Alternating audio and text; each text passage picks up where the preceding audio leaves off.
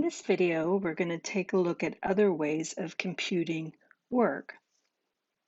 Remember from last time, if we want to compute the work done by a vector field in moving a particle along a smooth curve given parametrically or as a vector function, then the definition of that is that we would take f dot t, the unit tangent, and compute that as a line integral with respect to arc length. But we found that the magnitude of r prime divides out with the ds, and so this was the shortcut way of doing that. This is just the book's shorthand notation. So if we're going to do it this way or this way, I call this doing the work integral directly. So we've already talked about how to do that. I just wanted to do a problem really quickly here just to kind of summarize that. Maybe you want to pause and do that yourself. This should be something that you can do, or you maybe have already done. Sometimes my class does this as a classwork problem. So you might want to pause and go ahead and see how to do that, and then I'll talk about it. This one, I just did the easy parameterization of x equals t and y equals t squared. So t goes from 0 to 1 with that parameterization. We dot f, we put f in terms of t, dot it with r prime. Then I had you go from 0, 0 to 1, 1 along the curve y equals square root of x. And typically, I would parameterize that by letting x equals t and y equals the square root of t. And you can do that. I, on this one, decided to do kind of a creative parameterization just because usually at this point people need to kind of review the idea of how do we parameterize curves. And I'm just reminding you that there's infinitely many ways that you can parameterize a curve and still get the same curve. So I did this parameterization, but you might have done t and square root of t, but you still should get -1/3. Because one of the things, I want to make some observations, and one of the things is that the answer that you get should not depend on the way you parameterize the curve. So if you parameterize it different than I do, we should still get the same thing. Because when you're talking about the work done by the vector field in moving the object along this curve, it doesn't matter how you parameterize this curve, it still will be this path. And so the work shouldn't change just because the way you parameterize the curve is different. Okay, so that's one observation. Another one is the idea of positive work versus negative work. So if you recall what work means, you have this force like so, and suppose this is the path that we're wanting to go on. Suppose we want to go that direction. We take the component of the force in the direction of travel,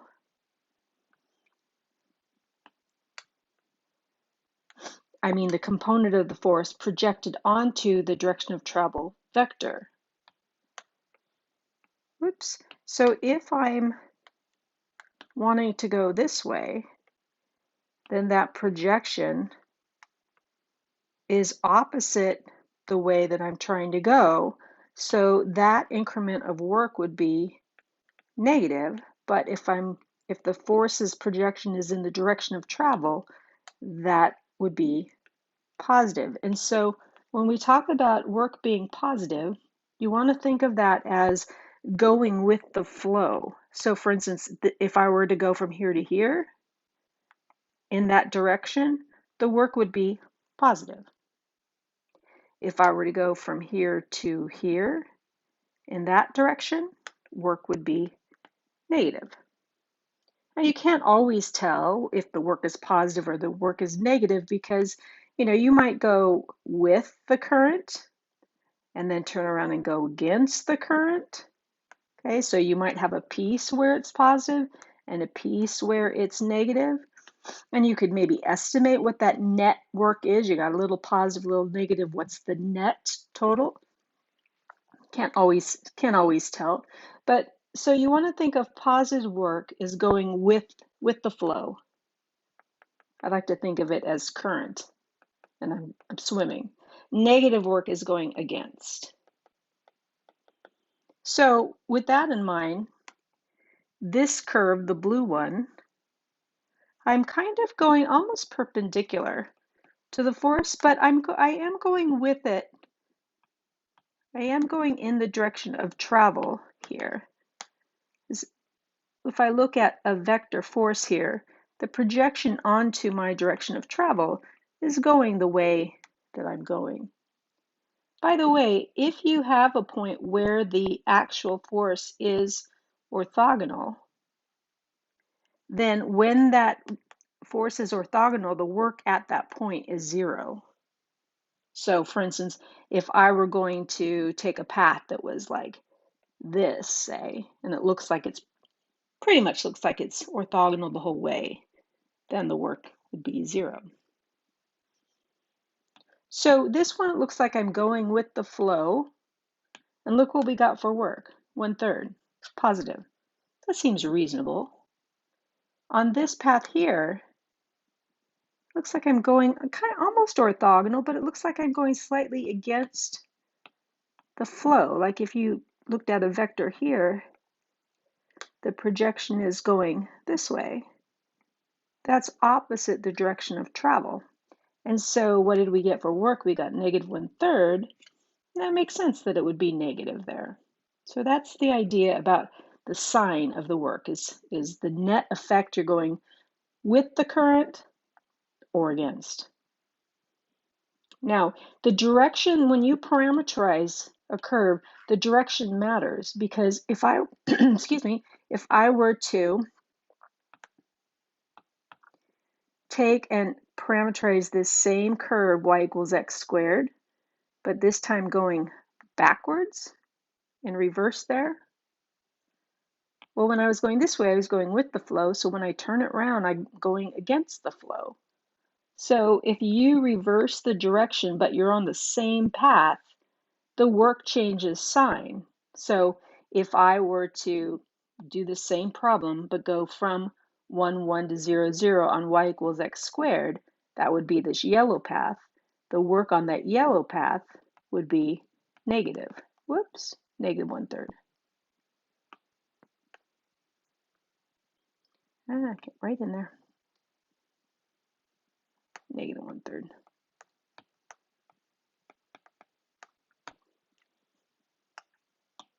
Okay, so those are some observations. And another one is that the work does depend on the path that you take. So in both of these examples that I just did, we went from 0, 0 to 1, 1. But when we went in the blue direction, the work was 1/3. The green direction, the work was -1/3, so not the same. And that is reasonable if you understand work, because the work should depend on the path that I take. If this is some sort of swirling vector field, then I would expect the work to be different if I took different paths. You know, maybe I want to take this path. That's the shortest path. Actually, I'm not going to take the time to do it, but you might try that. You might try doing the same problem, but along the curve y = x. Kind of looks like I'm maybe going orthogonal the whole way. Maybe that work is 0. Check it out. Just exactly the same path. What's different is the vector field. So I'm going to go ahead and put the solution up here, but I would encourage you to pause, try it out, see if you can get the answer, and also look at this vector field. It's a different vector field, and see if your answer is reasonable. Give that a try. Okay, so this time when I go along, the curve, y = this x², I get an answer of 1. And if we look as to whether or not we think that that's reasonable, well, is it reasonable that it's positive at least? Then yeah, we're going with the current, so it makes sense that it's positive. When I did y = the square root of x, this time I used kind of the standard parameterization, but you could use the one that I did on the last example. So when we do the square root of x, whoops, kind of wiggly there, we got 1 again. So 1 on that one, 1 on that one.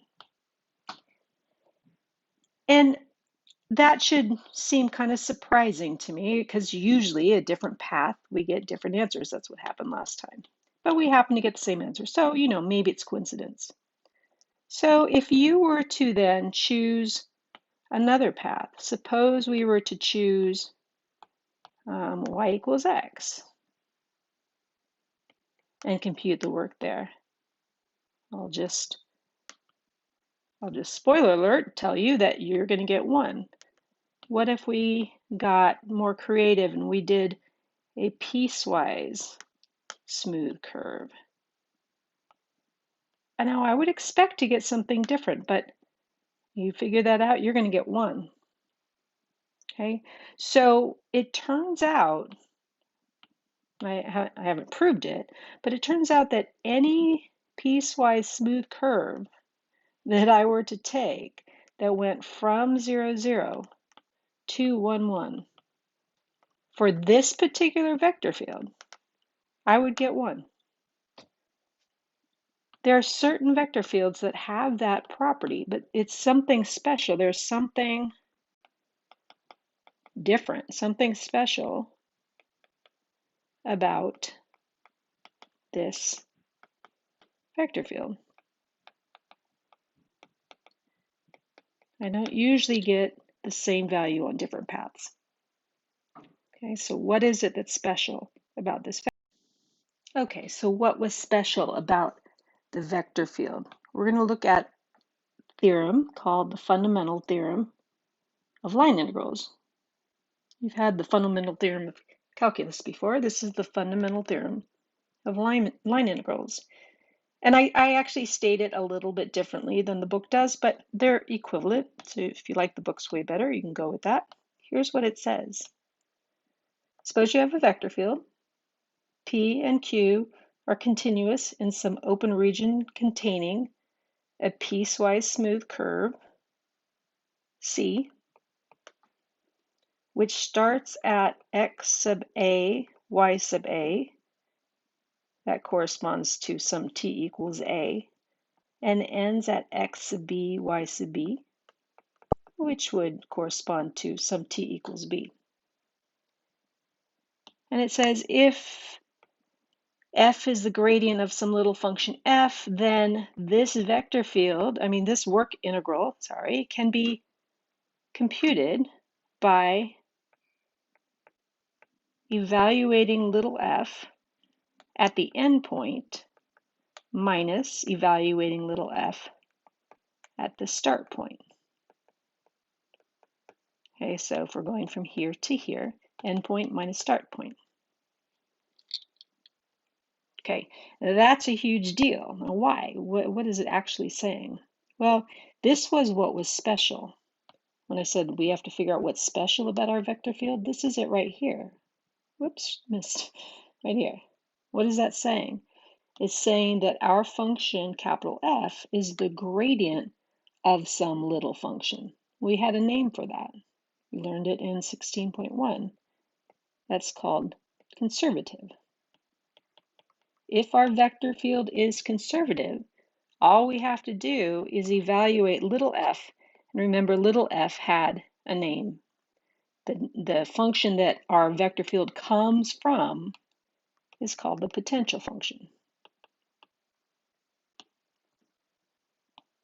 So if our vector field is conservative, we can evaluate the integral by evaluating the potential function at the endpoints and subtracting. So when we're computing the work along here, turns out we can just look at what happens at the endpoints with little f. That's similar to the fundamental theorem of calculus. Fundamental theorem of calculus was that if I wanted to compute an integral, I could just find the antiderivative at the endpoints. This is sort of like an antiderivative. We take the gradient of a function to get the vector field. We undo that by essentially taking the reverse of the gradient. Okay? So I want to look at how we can use that, but first I want to look at a quick proof. because there's something in this proof that is really important as we go on. So I have my curve. It's parameterized this way, smooth. X sub a, y sub a happens at t equals a, so that's what this is saying. There's the endpoint. And that we have a conservative vector field. Now, anytime you ever see, this is key, anytime you're given the fact that you have a conservative vector field, that means that it can be written as the gradient of some potential function. But more clearly, that means that I can write it as partial, a vector that is partial f, partial x. We're going to use this a few times. When we see conservative vector field, we know that we can write it this way. So then what would happen if we were going to do this directly? F dot r prime, okay? What is our f? In this case, our f is right here. It's partial f, partial x, partial f, partial y. Because it's conservative, I can write it that way. R prime is dx dt, dy dt. That's from here. Here's my r prime, dx dt, dy dt.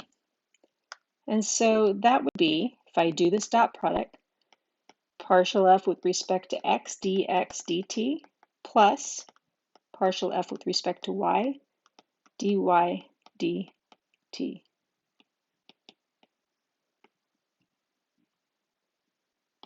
Now this expression should look familiar to you. Think about when you've seen that expression.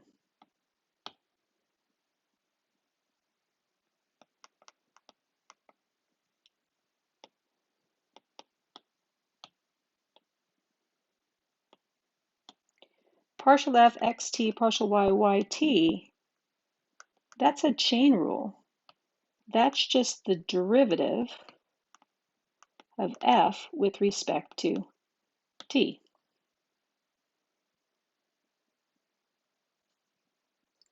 Little f is the potential function, so it is a function of x and y, where x and y are each a function of t. So f is ultimately a function of t, so we could take the derivative, and this is how we would do it, but we're going to use this to go backwards. So now we're in single variable calculus. This is a straight derivative. The derivative, dt, that's kind of what this was, right? Little f is the derivative of capital F. So the integral, okay, so the integral undoes the derivative. So I have my function, f of x and y, and I'm going to be evaluating where t goes from a to b. So this is f of x of b, y of b, minus f of x of a, y of a, or using the notation that I introduced above, f of the endpoint minus f of the start point. Okay, so pretty straightforward proof. The part that I really want you to see is it's because we know that f is conservative and therefore can be written this way that this dot product became a chain rule. All right, now we're going to use this in a number of ways. For one, it gives us a new way to compute a line integral. On the last example we did, this was my vector field, okay?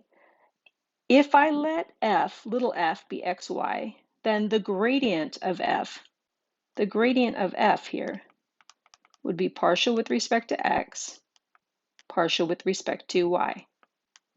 That was the vector field from our last problem. So our vector field in the last problem, what is conservative? And so we could have just evaluated f at the endpoint minus evaluating f at the start point. This f being xy. So if we evaluate f of 1, 1, we get 1. And we evaluate f of 0, 0, we get 0.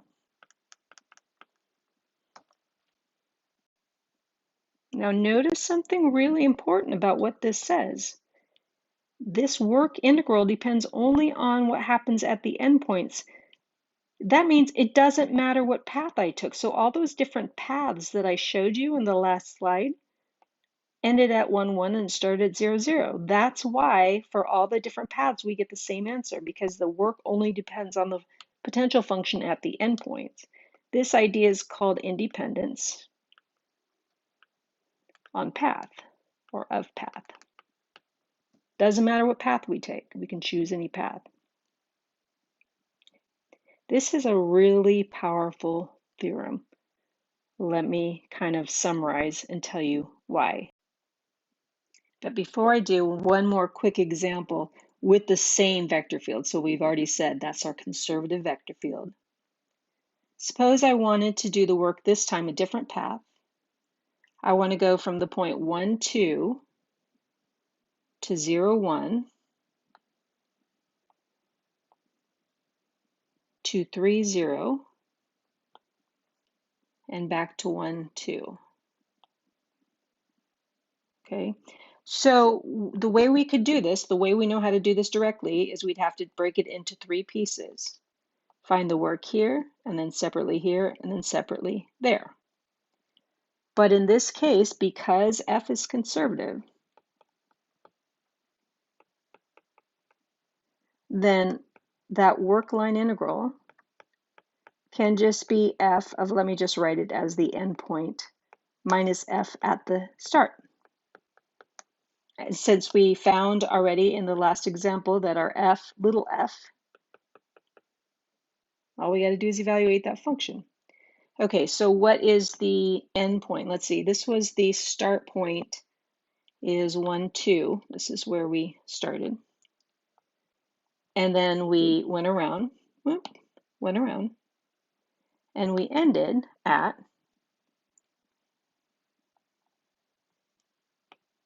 1, 2. Okay, so we ended at the same point we started. So f of the endpoint is going to be f of 1, 2 minus f of the start point. And it doesn't even matter. I mean, I don't even need to compute those because I can see that I'm just subtracting the same thing. So I'm going to get 0.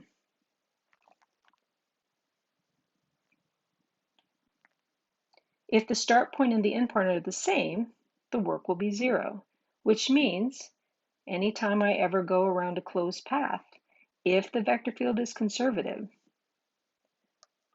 an extra letter there, if the vector field is conservative, then the work around a closed path is 0.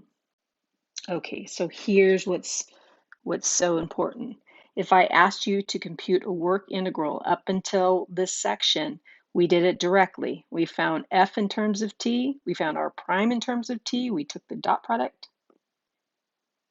But if we have this special vector field, that's a big if. If I were to make up a random vector field, it probably wouldn't be conservative. But if f is conservative, we actually have 2 different ways how to compute the work. One is that we can use the fundamental theorem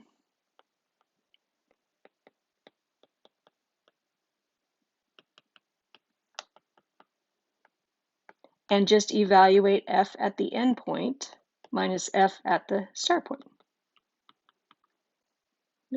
No integrating involved, just evaluate a function. But there's another one, and this one is often overlooked, but it can sometimes be the simplest way to do it, and that is use a different path. We'll see this in an example shortly, but if I told you I wanted you to compute the work, and here's the path, likely there's going to be a really messy integral that goes with something like that, because the path will be a really messy parameterization. If you knew the vector field was conservative, you could just choose the simplest path. So choosing a different path. So these are 2 additional options that we have when we know if it's conservative. And then I'll just throw in the idea that if the curve is closed, start point and end point are the same, the work equals 0. Okay. You should have a couple questions come into your mind about now. I'm telling you here that if f is conservative, that's really good news. Okay. And then I'm also saying that here's a way that you could compute it. This is shorter. This doesn't involve integration. That would be great. So two questions that you might have is, okay, how do we know if f is conservative?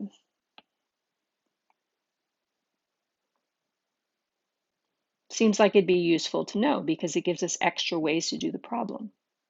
And the other thing is, if it is conservative, how do we find that f? How did we find it in the example that I did where I said the f is xy? I just pulled that out of thin air. I said, hey, look, if this function is xy, the gradient of it would be this vector field.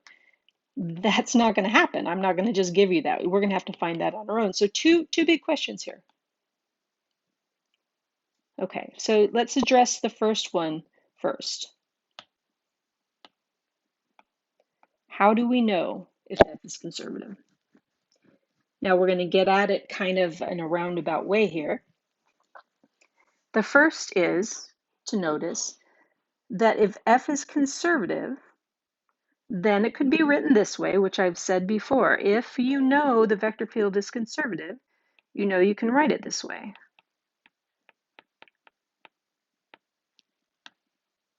Now, the standard way we typically write a vector field is with P and Q.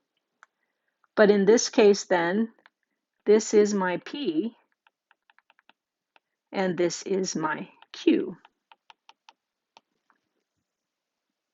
So notice something here. If I asked you to find P sub y, you'd really be finding the partial with respect to y of this little function f. P sub y would be the partial with respect to x, and then with respect to y. If I asked you to find partial of q with respect to x, this is q.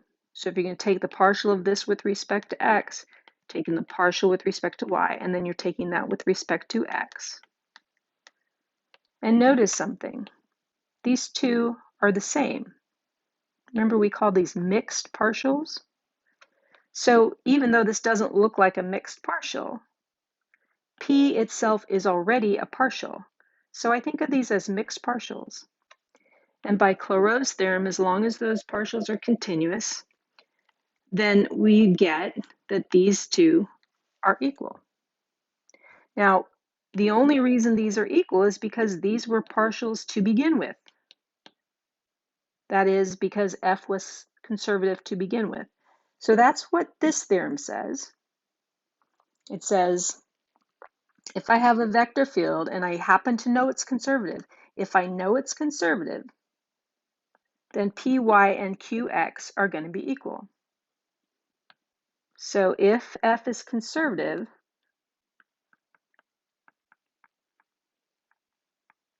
that implies py equals qx.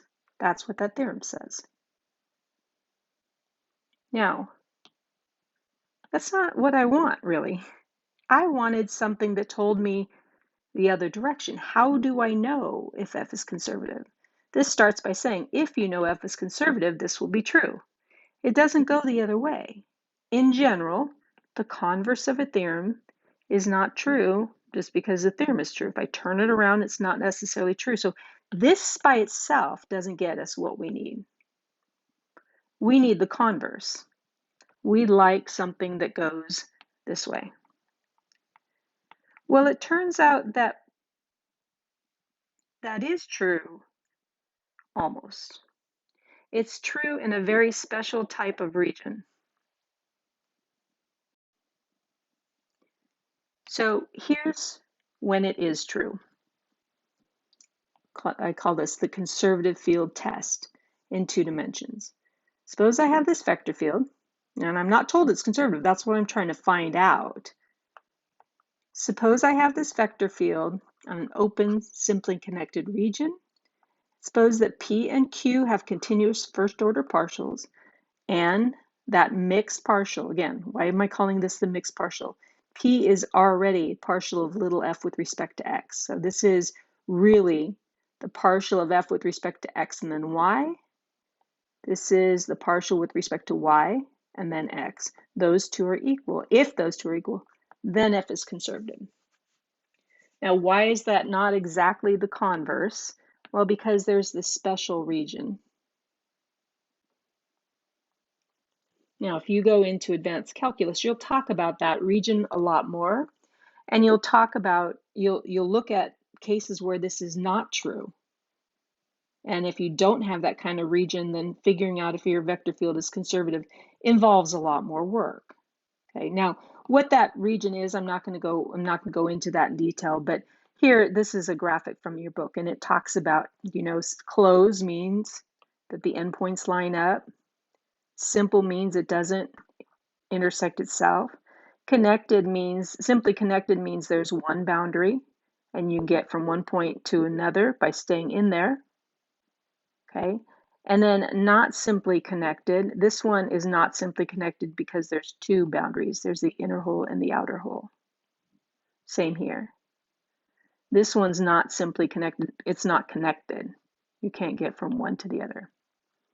Okay, now, as I said, in this class, except for in one homework problem, there's a twist in one homework problem, just to remind you that this is the case. But for us, we're going to typically just do this. If our vector field satisfies that in this class, we're going to say it's conservative. But as you go higher, there's going to be a little more to check. Okay, so from the previous example, I take the mixed partial. So this is x's component. I take the derivative with respect to y. Y's component, I take the derivative with respect to x. That's how it works. I often forget the p's and the q's and so on. So I just think of it that way. The x component, I'm going to take the partial with respect to y.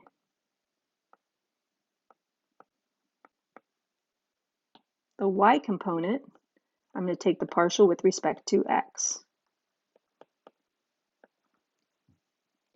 In this case, they're not equal. So that would mean that f is not conservative.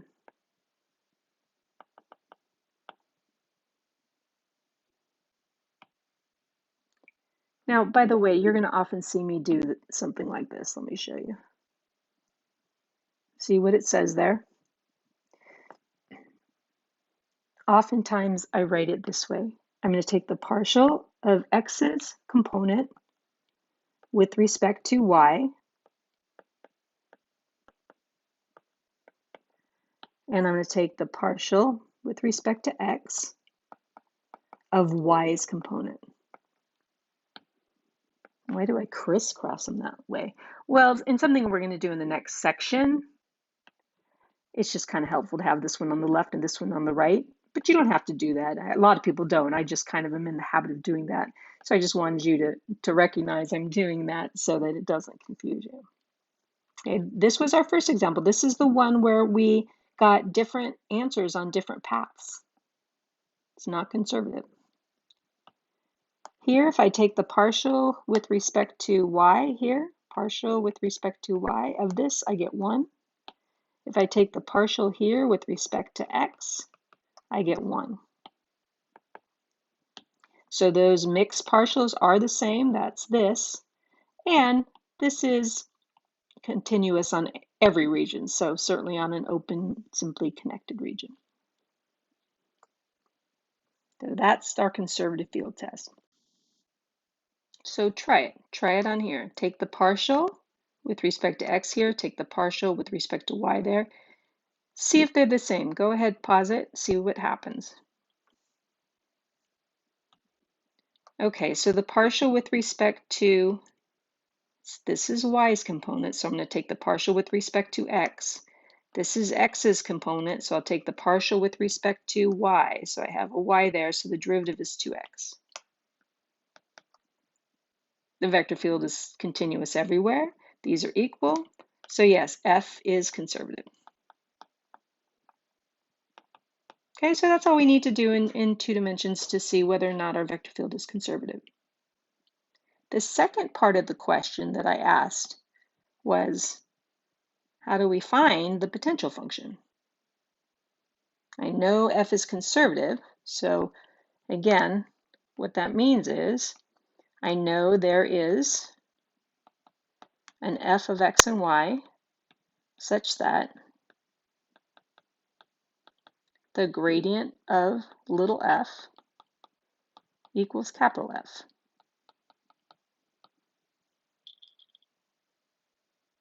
So that means that partial of f with respect to x, partial of f with respect to y equals, and our f here is 3 plus 2xy, and x squared minus 3y squared.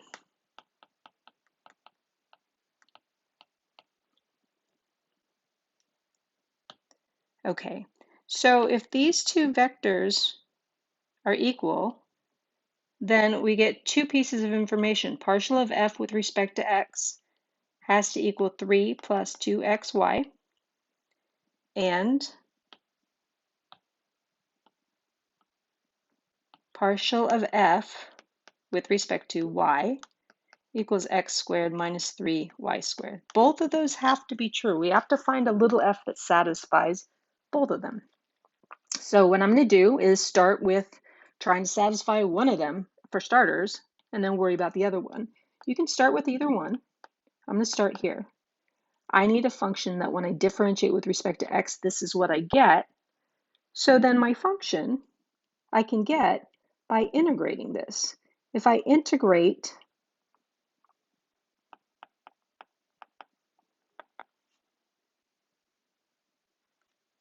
I'm going to get f. So I'm integrating this just with respect to x. So y acts like a constant. So here I would get 3x. Here, x is the only variable there. X squared over 2. So x squared over 2, the 2 divides out.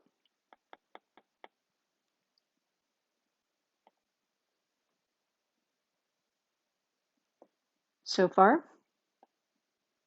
And when we integrate, we usually get a constant of integration.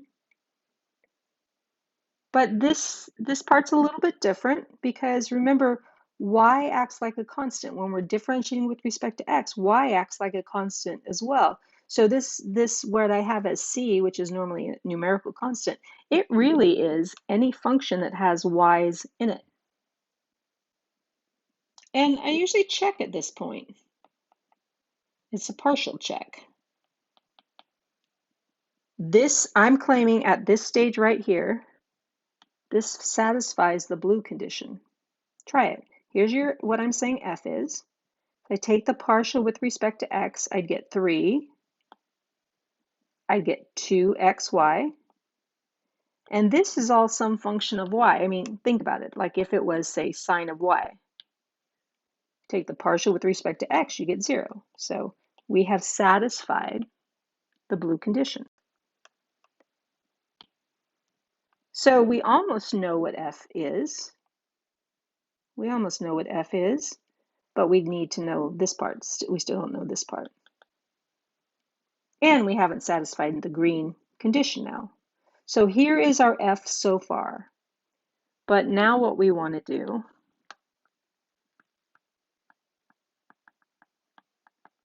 satisfy the second condition, the green one. So here's my f so far.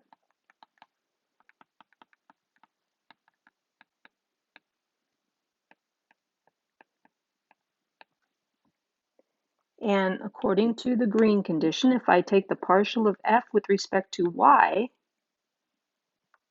I should get this. So let's try it. Take the partial with respect to y. with respect to y. So x acts like a constant, so I'm going to get x squared.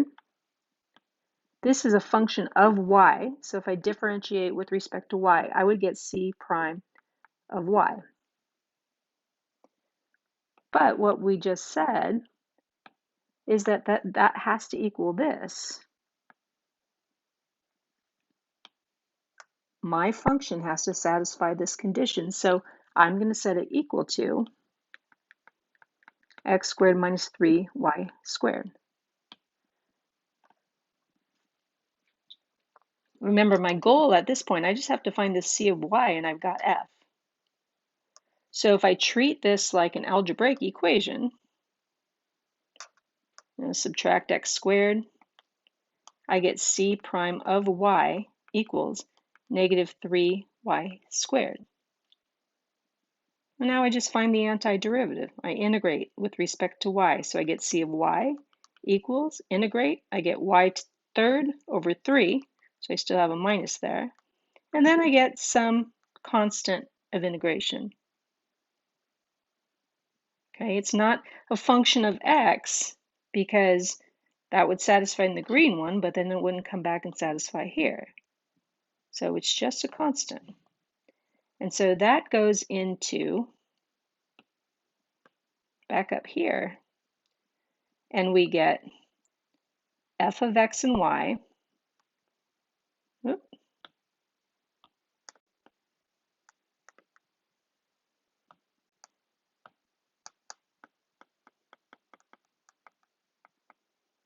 equals 3x plus x squared y plus that c of y, which we just said was minus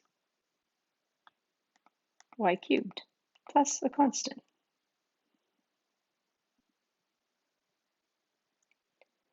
I strongly encourage you to check.